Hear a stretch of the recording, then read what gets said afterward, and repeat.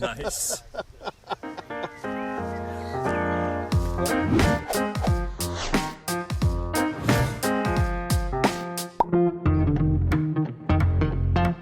So it's like an informal gathering of makers. It's very friendly.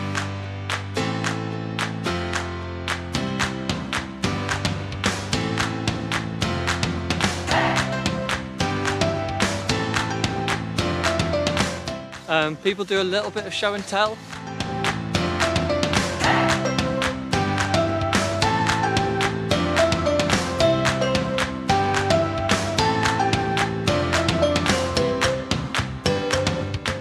It's camping in the field and a bit of hacky races. Lots of LEDs, lightsabers. There's normally a bonfire of some sort.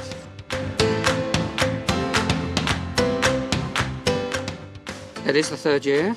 It's the first year I've actually made something at my own maker festival. So, And what did you make? I am putting hot heat threaded inserts into a 3D print carriage. So it's going to go on my Sapphire Pro chassis, and then there's all sorts of different part cooling ducts that take different fan sizes that clip onto it. It's a system where there's adapters for just about any hot end, and then there's gantry adapters for just about any gantry. I'm going to do Bowden, so I've just got a Bowden tube hole at the top, but there's also a full set of top plates for any direct drive extruder on the market pretty much. It's nice to get a bit of sun and do some making at the same time. Also a bit of shade, fresh air. Yeah, there's too much sun, it's so hot. It's the smallest number of people we've had, which has made it a lot easier for Caroline and her amazing catering operation. This is the person to come if you want to get fed really, really nicely. I'm glad you enjoyed it. It was certainly a lot of work. Yes. But sometimes smaller's nicer because you get to talk to everyone. Yeah. When we had like 50 people here, you maybe talk to a third of the people, and you don't get to see people's projects because you're chatting to someone, and by the time you've kind of finished talking to half the people here, you've missed half of what's going on.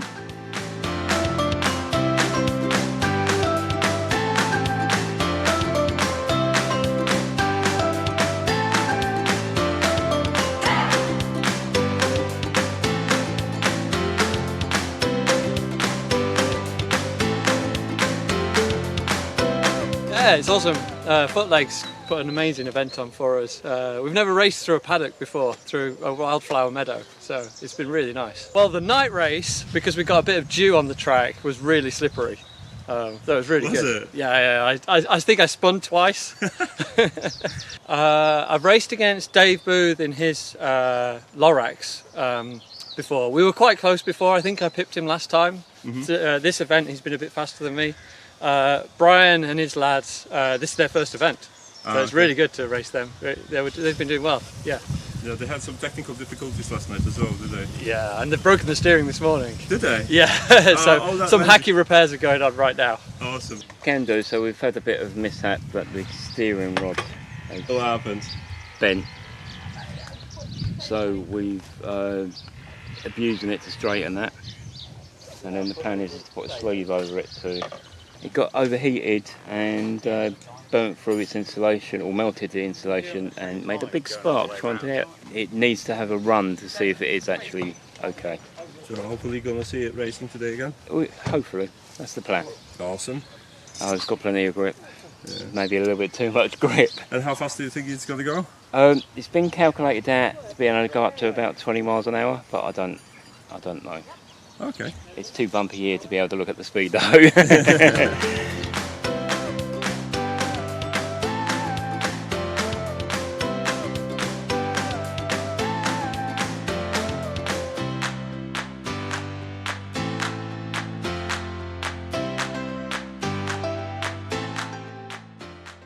We tried jumps. I quite liked the jumps, but it did a few people's back in, broke a few carts, so we had to scrap that.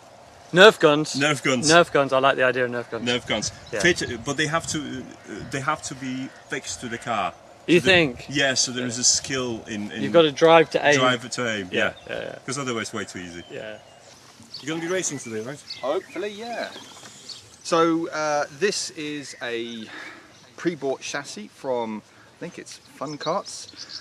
It's meant for like 12-year-olds. Mentally, maybe about that age, but yeah. So that's a serving suggestion. There's a serving suggestion.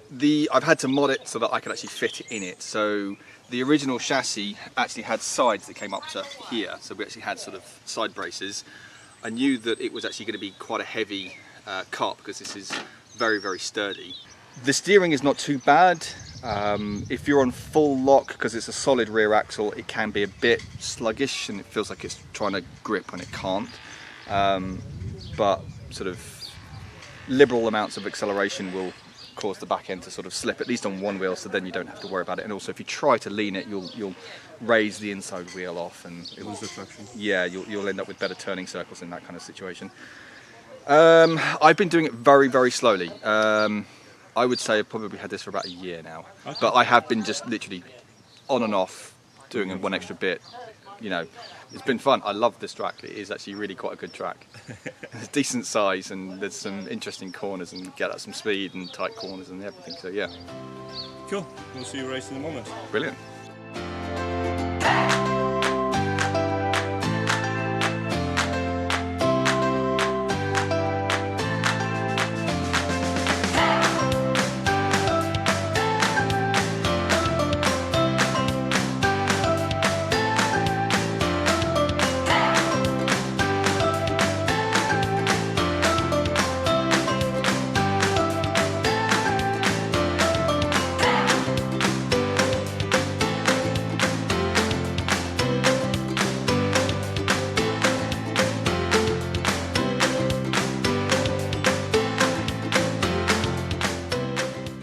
Behind me there is a man with a very big gun and I'm about to get one for the ass. This is one that I brought last year. It's mostly 3D printed Nerf blaster.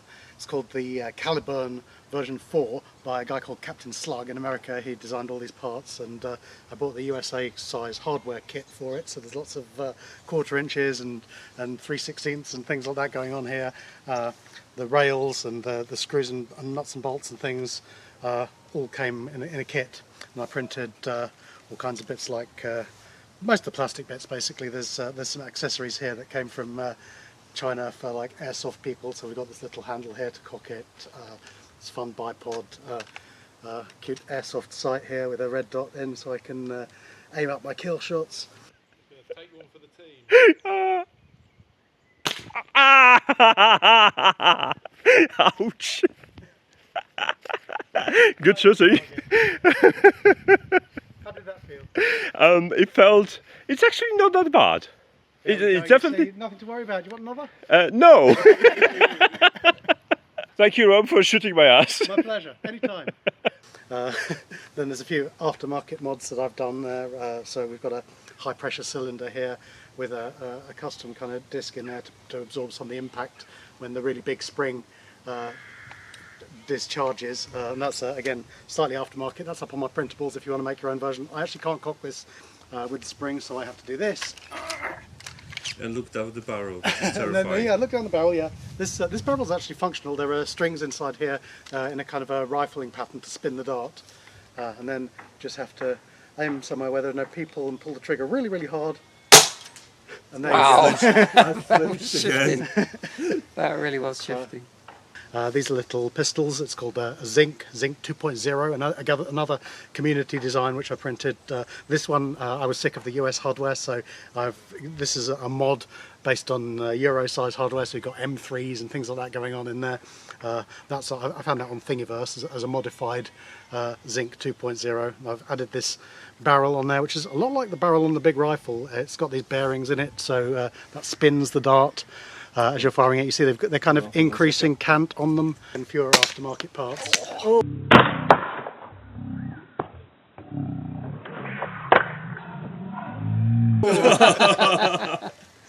This one probably a couple of days, I would guess. My printers go slowly, so I take care.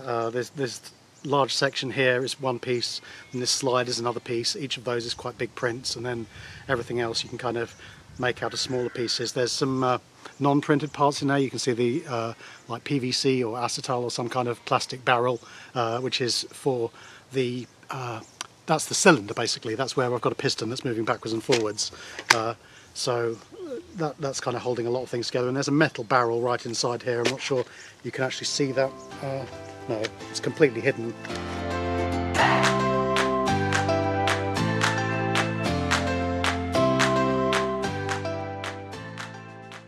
It's a Pocket Operator PO33 KO. It's a little sampler, so you can feed in line in, or it's got a microphone, and you can record whatever sound you want. That is pretty cool. And then you can sequence it.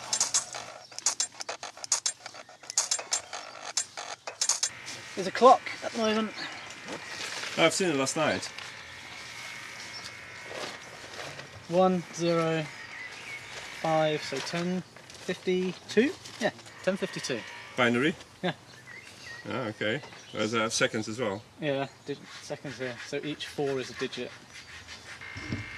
Peak on the front, clock on the back, and IMU. And I've seen yesterday you were waving it. Yeah, so it does have POV, but I think it'll be too bright. I can try. So, yeah, it's not going to come out. It draws the time, basically. Yeah. Maybe in the I garage. might have a footage. So yeah, it uses the gyro for that, so it can tell when you're swinging it. Cool. And then this is meant to be a thermometer, but I'm not sure if it's working. Because it's too hot. Well, it's lower than it was yesterday, actually. 20. 1, 2, 3, 4, 5, 6, 7, 8, 9, 30, 1, 2, 3. 34, it's plausible. It's plausible in here, yeah. Could be It feels like 34. over 30. If I leave it in the sun, it will go up. Yeah, I know.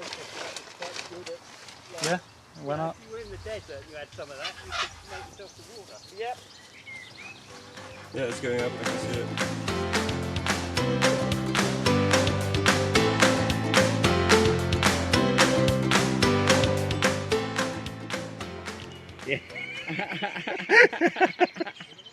Chicken gimbal. Chicken gimbal, come on. Yeah, chicken, look at me. Because the chicken isn't. Oh, huh?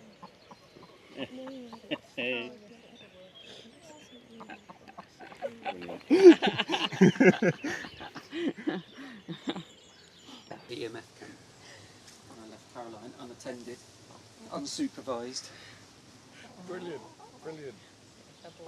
So That's not real. And they're reneged on this deal. The first day. We will jump, so yeah.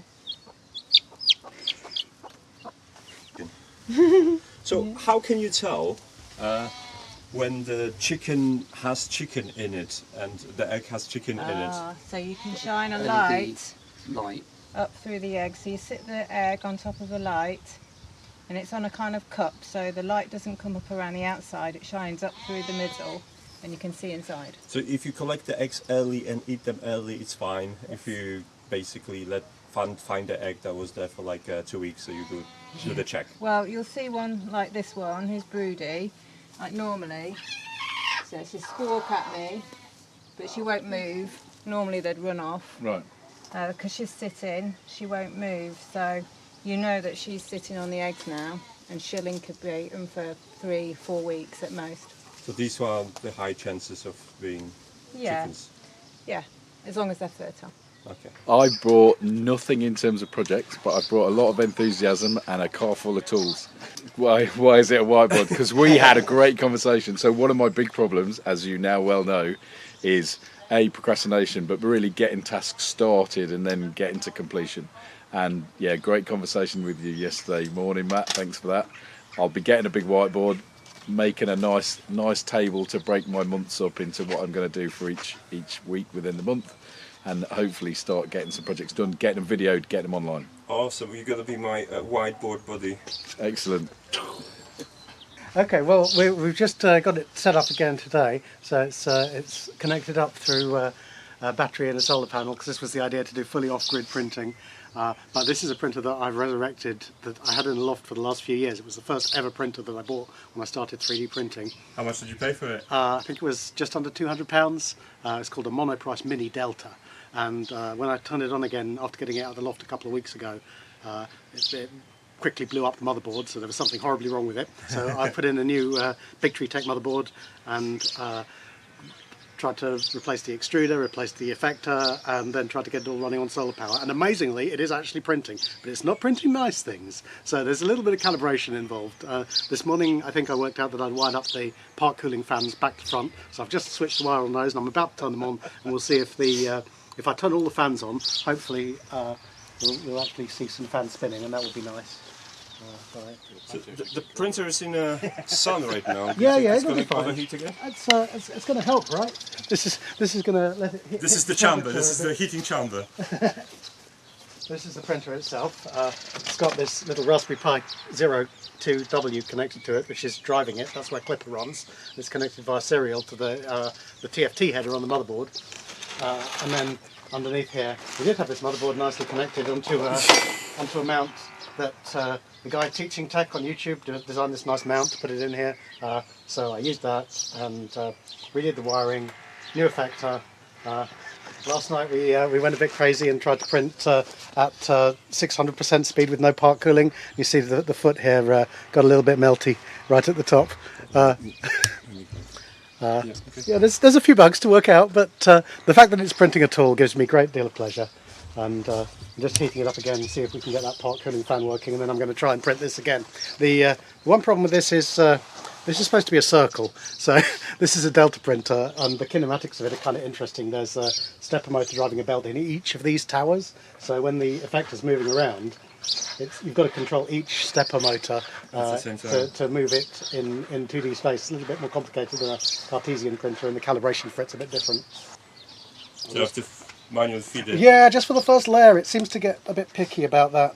I think it might be that I'm doing too much retraction as well, so when it can't actually put the filament out, it can retract it. So there's a little bit of tweaking to do, and it's because the filament's going all the way through this path here from the extruder up here that feeds it right in down to the effector.